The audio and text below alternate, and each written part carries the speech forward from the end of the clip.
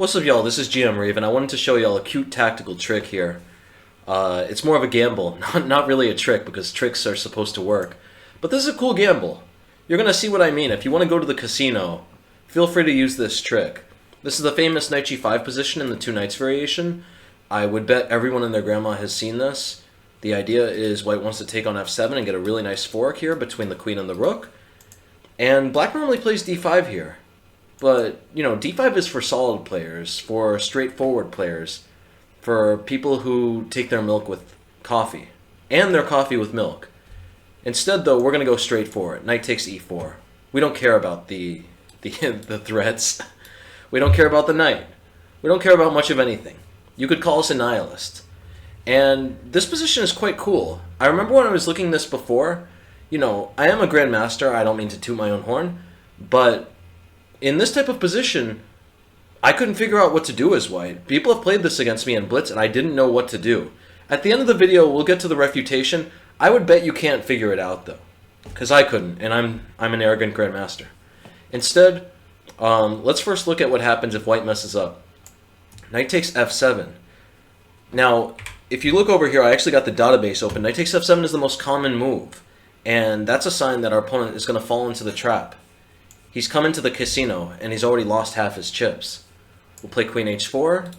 We're attacking the king. We want to take a checkmate. And, yeah, believe it or not, 3% of games just end immediately here after knight takes rook, though only 88% of people go for checkmate here, which is crazy. Anyway, going back. So we could play queen h4, and there are a bunch of different lines here. g3 is a classic response, and now we start to see the queen's energetic, powerful tactics in action. We're going to take here, and we're hitting the rook, so they can't take with the pawn. Meanwhile, if they take this way, we are hitting their bishop. If we take the bishop immediately, that's probably okay, but a check is even better, because now it's 1, 2, 3 pieces hanging. That's better than 1. If they block with the bishop, we'll just pick up the rook. If they block with the queen, we'll also snag the rook. And if they play king f2, we could of course take the bishop, which would be fine, but let's just push the king back with bishop c5, king f1, and then get snacking. Takes, check, king e2, queen e4. We're going to take the whole house. King f1 takes, and you can even finish off by taking that knight on f7, that little rascal. So going back, black can't really have to worry about g3. g3 is just a nonsense move. Instead, let's see what happens after other moves. One of the things I really like about this position is the fact that, looking at it, there are a lot of moves that make a lot of sense. The only move that even survives for white here is queen e2. That's the only move that white can play that's not immediately lost. For instance, if white plays queen f3, we play knight d4. We're attacking the queen, we're attacking this pawn. And a critical nuance here is that if they play g3, we can take with check. And they're not going to have time to take our queen. This is actually going to be the difference of why queen e2 works.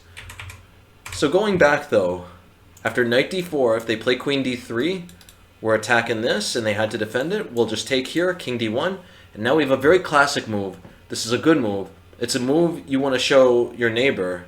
Just knock on his door, ask him what he's doing, and show this move to him. d5. This is going to be a move that if you play the Traxler, if you play any of these wild gambits, you're going to need to remember this one. Put this one in your notebook, because it's going to be important to remember. We're going to play bishop g4, hitting the king. That's going to be checkmate right there. So for instance, they could take the rook. Apparently in all these games, just everyone immediately blundered mate. Bishop takes d5 was the main move, and that just drops mate.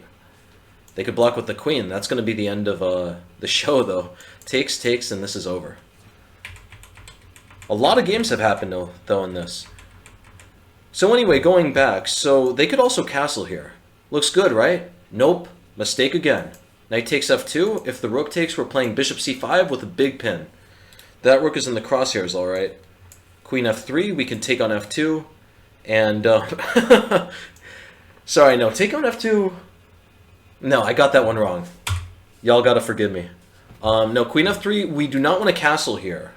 Don't castle. I don't want to get any emails about this. If you castle, you're going to lose because all they need to do is move their knight out of the way, and they also want to block our bishop's defense of the rook, so they're going to play knight d6, and you could pretty much resign here. But you never know, honestly. If we look at... Okay, I was hoping that there was some hope in the database, but no, there's none. You're going to lose every single time. That's what the database is saying. No one misses it. In this position, no one makes a mistake here. So instead we're going to play rook f8.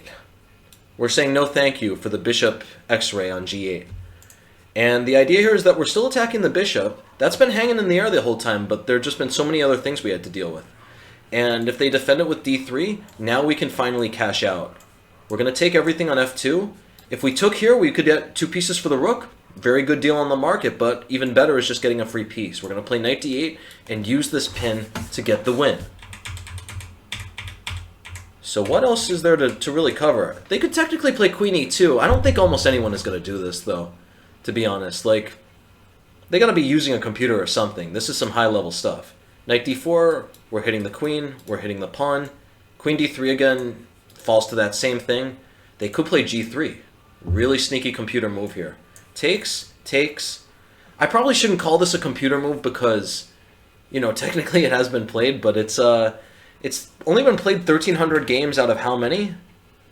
How many games have reached this position? Knight takes e4 has been played 300,000 times, and only, that's insane, only, oh my god, that's so low. Like, going back here, yeah, for them to play queen e2, that's 4%, and then 4% times what? 4% times 44%? 44% times 4%, that's like 1.8%? 1.8, 1.7%? That is nothing. Guys, this is fool's gold right here. This is that timeshare. This is that timeshare in the Florida Keys that you've all been waiting for. So g3, knight takes e2, and I'm going to show you the tightrope black has to set white up for, and white is going to have to walk for for white to survive. So in this position, our bishop is hanging, or sorry, that's not our bishop, that's our knight. Almost forgot. That rook is also hanging. We got a lot of things to do. We don't want to take the bishop. Fool's gold. Instead, we're going back with the knight to d4. We want to go for c2. If they take, we take. And now they can't play king d1. If they play king d1, we take, and we're attacking this. And that's too much for them. Instead, they have to play the superhuman, super GM move, king e2. Apparently 200 people found this, but this does not look logical at all, because now after takes, our knight can get out. What's more natural than that? If my student showed me this, I would criticize him for playing king e2, but it turns out to be the best move. Anyway, takes, and yeah, this is just mayhem, honestly. I don't know what's going on. You guys can analyze at home. It says equal. Computer says equal. What do you want me to say? Instead, what else was there? There was something else I wanted to show y'all. I honestly can't remember. I guess, yeah, well, we also got to go over if they take. If they take, you can immediately smile, because you know you're going to be going to an advantage. You play d5, we're getting the piece right back, and very importantly, we got rid of this annoying pawn on e4. I cannot tell you how annoying this pawn is. This pawn was digging into our side, a thorn on our crown, and knight takes e4, knight takes e4, d5, we got rid of it. We're finally able to get our d-pawn to exactly where it wants to go. Bishop takes d5, queen takes d5, knight c3, queen e6, and we're already winning. Congrats. The game's over, white. No, that's a bit of a joke, but the idea is that we did, first of all, we got 2 things. We trade off our knight for their bishop, and then more than that, we're going to just play bishop d7, castle queenside. We got a very good center here. This e-pawn is pure gold. Meanwhile, look at their d-pawn. It's trash. It's garbage. It belongs on the side of the road. So we got a great position here. We got good control of the center. We're going to castle queenside. We got the bishop pair. Lots of nice stuff going on. And yeah, the really beautiful thing is that when they take on e4, if we look at the database, they're most likely to go for this stuff when we're just much better. So yeah, guys, I can only say it so many times. You got to buy now. You got to act fast. Call in right now. Unfortunately, I do have to tell you that there is a bit of a disclaimer. It's honestly, it breaks my heart to say that this is not completely sound. Not lying at all, not hucking any snake oil to you. Technically, there is a win for white here. Now, the good news is that I'm a GM. I'm quite arrogant. I spent a lot of time on this position, maybe like 5 or 10 minutes. I was not able to find the win as white here, which is a sign that if you're playing someone who's not a GM, and you're playing them in a blitz game, or even a rapid game, maybe even a classical game, but you might be pushing it there. I don't want to get any emails about y'all playing this in classicals and getting burnt, okay? But if you're playing someone in Rapid, if you're playing someone in Blitz, this might well work. The only way for them to win is they have to take here on f7, push your king up, and even this doesn't look that bad, right? If this knight takes here, we take there, what could be so wrong about that? But no, they have this beautiful move here. They have to get ready for their bishop to take back when we're going to be walking straight into a skewer. So they could play d3, but here we bring our knight back, and it really isn't that bad. You know, we'll play d5, we'll get our pieces out. This is technically worse. Maybe this also is losing. Okay, computer's really grinding my gears now. Computer's saying that this is also losing. What are you going to do? Stockfish is a real buzzkill. But regardless, the best move for white is d4. Now, technically this is dead lost. It's like +4. So honestly, good luck. You're going to need to start praying if your opponent gets here. We could play h6. They would take, we'll take, and then they'll play d5. And the idea is our king is too exposed. Material is technically equal, but our knight's also going to have to run around the board. There's just a lot of nonsense we're going to have to do. The computer's gotten more sober at saying it's +2, but it's honestly you're going to be in bad shape here. But you know, you go to the casino.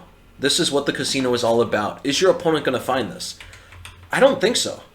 I don't think almost anyone is going to find this. The only person who's going to find this is someone who already got burnt by this once. If they get burnt by it once, then they're going to learn it and they're not going to lose to it again. But if you're playing someone who you know has never played against this, then you got yourself a customer. So, yeah, in this position, I'm really hopeful about this. Look at this. The whole idea is only 20% of people take on f7 here. And when we go up, only 17% play the second best move, which leads to a technically winning, but really unclear position. I wouldn't be putting 100% of my money on white here. I think that there are definitely some odds here. If we look at all of these, black is winning a lot of these games. If we go back here, what is the winning percentage? Okay, yeah, d3, you still got 26%. You got a 1 in 4 chance. That's like, what is it, 2 quarter flips? I don't know. Let me know in the comments what that is. Anyway, though, yeah, d4 also, 25%. Somehow people are still surviving after d4. Unbelievably. Y'all rock. Whoever's defending this d4 position, y'all rock. But, yeah, it's 20% times 17%. So what is that? That's 3.4%. I did my math correctly. I always went to math and paid attention in math in school. 3.4% plus, what is this, 20% times 7%. That's 1.4, so 4.8% total. You got a 4.8% chance that your opponents will know what they're doing and you're worse. But, come on. Come on, look at this. Knight takes f7. 48%. If they play knight takes up, you got a 48% chance that immediately the computer's saying minus 0.3. This is assuming they walk that tightrope, right? The queen e2, knight d4, and they see this beautiful move. They don't see this beautiful move, it's all dead and done. They'll play queen e3, you take on c2, end of the game. You can expect their resignation. So I hope you enjoyed this. This is a really cool trick. This is one I'm definitely going to be playing. Yeah, it's a cool one. I don't think almost anyone is going to ever know what to do here. I can't stress it enough. Try it out for yourself. Try it out in a blitz game. Definitely a bullet game it will work. A bullet game it's going to work 100% of the time. I think, could I see? I want to try this. I think I can set it. How do I set the database? Let's go just to bullet. Let's just go to bullet. Knight takes e4. This is the perfect bullet move here. Bishop takes f. Do people still know what to do here? King e7? Even here, almost no one, and this is including all the rankings. Let's let me just curate this a little more. Let's get rid of the 2200s and 2500s. Those people really know what they're doing. If you're above 2000, 2100, probably shouldn't try this out. I'm not going to respond to any angry emails. Don't send me emails about how you're playing a Super GM, how you're paired against Magnus in the World Chess Championship. You try this out and you get burned. Of course Magnus knows this. Don't try this against Magnus. Try this when you're playing against someone who doesn't know that much, like your grandma, your neighbor, your pet dog. So let's see the numbers. Bishop takes f7. Bishop takes f7, still at 21%. King e7. Apparently, what is with the numbers here? What is with the numbers? Okay, apparently, even below 2000, a few people know this. I still think the odds are very, very good though. Um, I just want to play a little bit more around with the numbers. Let's do this and this. Let's see what happens. There's no way. Yeah, the number is going to go way down. This is super computeristic stuff. You would have to have been taught this, that bishop f7, king e7. Yeah, the number is slowly going down, slowly but surely. Like, I took out 1800s and above, and the number goes down and down. Like, I bet if I take out 1600s, let's try this here. 1600s, I just took out. Yeah, it continues to go down. So, pretty much the moral of the story, I'm going to end the video now. The lower you are, the more likely this trick is to work. So, don't tell me, don't get mad that I said this was sound. It's not sound. You're going to the casino, but to go to the casino at a chess game is pretty fun. You're really rolling the dice here. Is your opponent going to mess it up? Is he going to choke? Is he going to find the critical move in time pressure, which is extremely hard? Or is he going to just fold like a house of cards? So let me know what happens with you. I'm really excited to hear what happens in your games, and thanks for watching. Overall, on the spicy scale of gambles, I have to give this a 4 out of 5, making it a habanero fiasco. You'll have your fair share of chances, and you might lose a few games, but ultimately your opponents will be the ones to feel the burn.